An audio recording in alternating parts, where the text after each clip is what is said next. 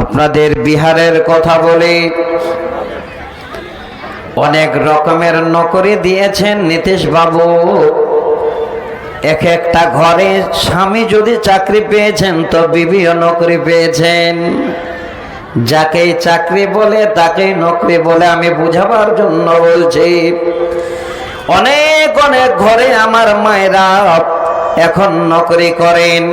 ওই মায়েরা যদি মনে করেন আমি নকরি পেয়েছি, আমার ডিগ্রি ছিল, তাই এখন আমি সরকারি একজন চাকরিজীবী, আমার স্বামী হলো একজন এই রকমের কৃষক, আমার স্বামী হলো একটা গাড়ির ড্রাইভার, আমার স্বামী হলো একটা অটো চালক।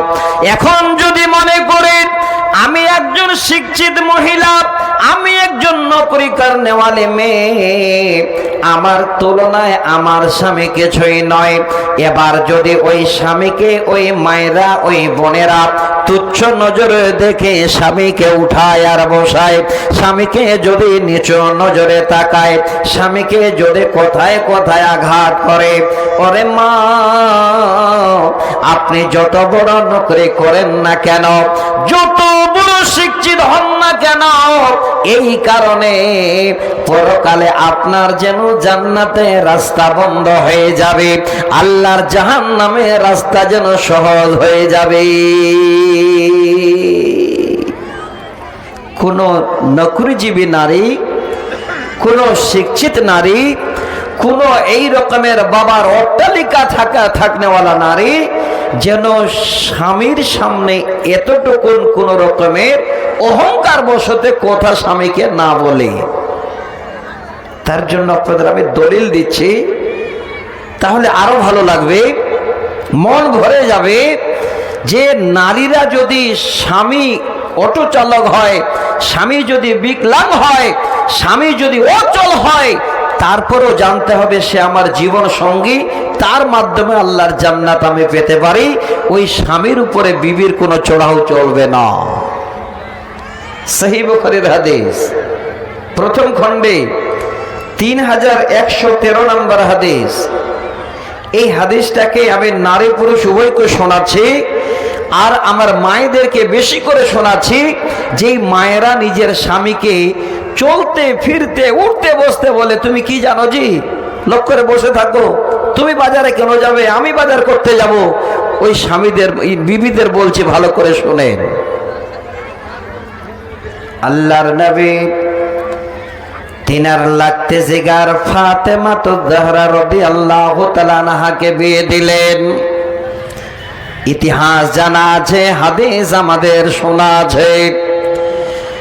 এই রকমের লাখো পতির ঘরে নয়, শুধুমাত্র এই রকমের একটা মানুষ, যে মানুষটাকে আল্লাহ পছন্দ করেছেন, সেই মানুষের ঘরে আল্লাহর নবী নিজের কলিজার টুকরো ফাতেমাকে বিয়ে দিলেন। এবার ফাতেমার স্বামীর নাম আপনারা জানেন হযরত আলী। আমি হাদিসটা বুঝাতে চাই, ফাতেমাকে এবার আব্বা জান নিজে যেন ডিগ্রি দিচ্ছেন আর বলছেন, বেটি রে, পৃথিবীর যত রকমের নারী আছে, যত রকমের মেয়ে মানুষ আছে, তোমার মতো ডিগ্রি ধারী, তোমার মতো যেন উঁচু মর্যাদাবান নারী আল্লাহর দুনিয়াতে আর কেউ আসবে না। কি ডিগ্রি দিলেন?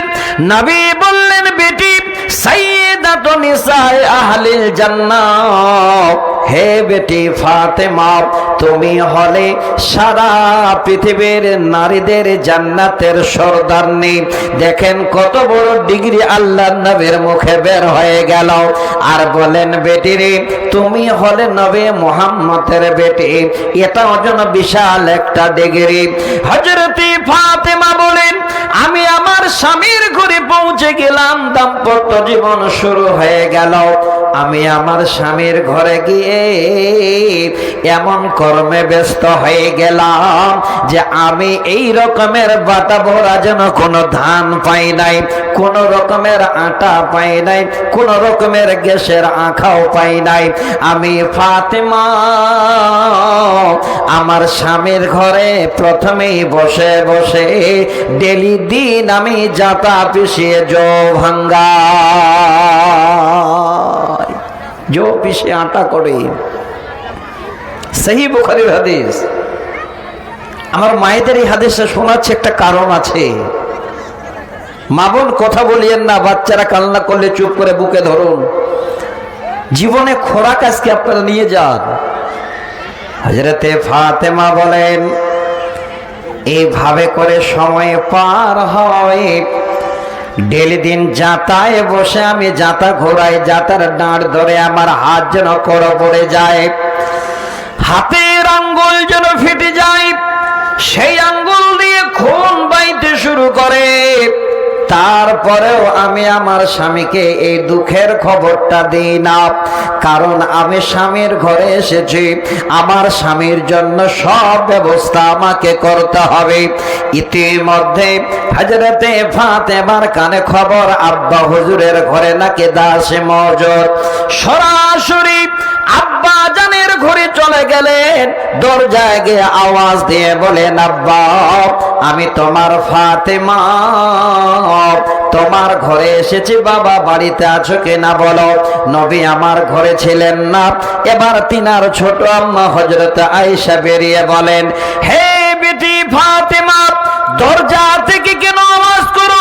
বেটি রে তুমি ঘরে এসো, তোমার আব্বা জান ঘরে নেই, কি প্রয়োজন বেটি আমাকে বলো। যখনই শুনলেন আব্বা জান ঘরে নাই, হযরতে ফাতেমা আব্বার ঘর ছেড়ে, মায়ের ভিটা ছেড়ে তাড়াতাড়ি করে আবার স্বামীর ঘরে গিয়ে হাজির। কর্মে ব্যস্ত। কিছুক্ষণ পরে নবীজি বাড়ি ফিরছেন। হযরতে আয়েশা সরাসরি বলছেন, নবী গো, যে আপনার কলিজার টুকরো, যে আপনার লাগতে জিগার, যার কথা বারবার বলেন না দেখে থাকতে পারেন না, ফাতেমা যেন আপনার কাছে এসেছিলেন। ও নবী, আজকে আপনাকে না পাওয়ার কারণে মেয়ে যেন ঘুরে গেছেন। আহ, বাবার জন্য বেটি আসলে কলিজার টুকরো। যাদের ঘরে একা দুটা চারটা বেটি আছে, কথাটা ভালো করে শুনবেন, প্রসঙ্গ চলে আসবে দুনিয়াকে নিয়ে। সেই বাবারা বেটির যদি একটি আওয়াজ শুনে, মুখটা যদি দেখে, বাবার শত দুঃখ যেন দূর হয়ে যায়। আল্লাহর নবী আর ঘরে না গিয়ে তাড়াতাড়ি করে আবার বেটির বাড়িতে গিয়ে হাজির।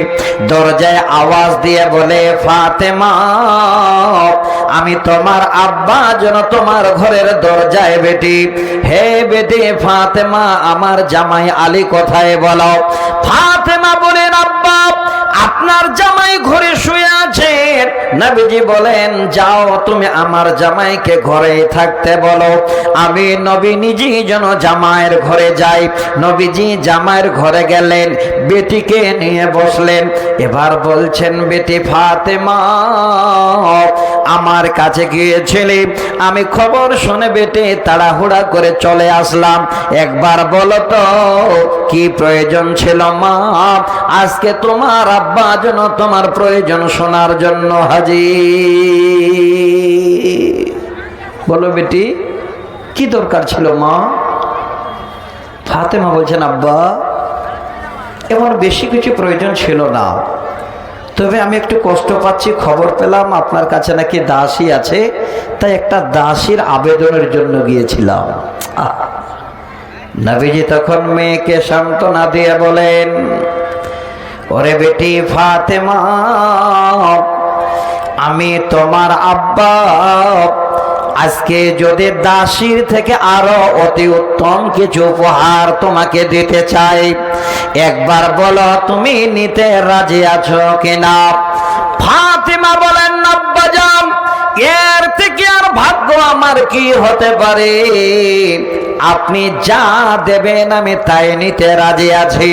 এবার নবী আমার নিজের মেয়ের মাথায় হাত দিয়ে বুলিয়ে বলছেন, বেটি তুমি আমার কাছে দাসীর জন্য গিয়েছিলে, আমি তার থেকে অতি উত্তম তোমাকে বস্তু দিচ্ছি।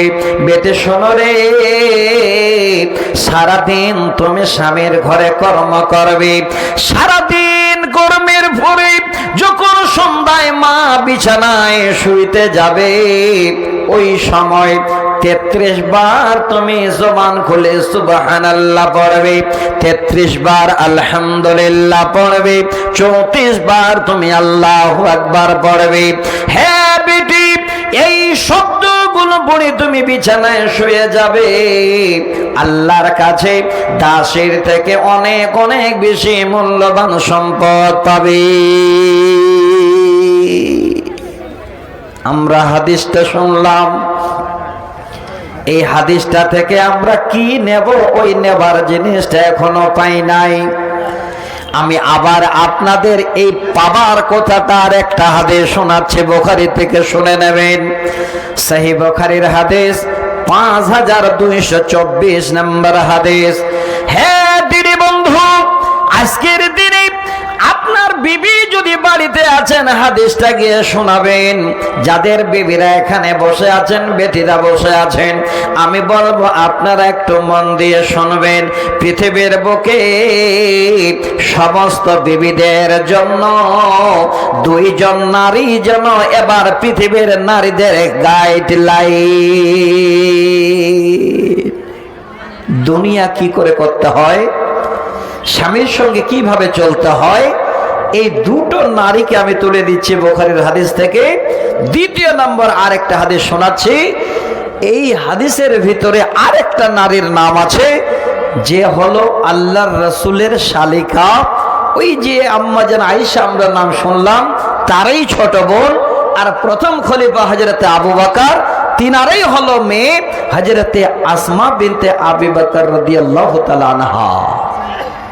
এই 2টো নারী পৃথিবীর বুকে সমস্ত নারীদের এই রকমের যেন ইতিহাস দিয়ে গেলেন, এই রকমের নিজের জীবন যৌবনের কথা মানুষের সামনে রেখে গেলেন, যেন সমস্ত নারীরা এই রকম করে জীবন করতে পারে, কোন রকমের অহংকার তাদের না আসে। তার জন্য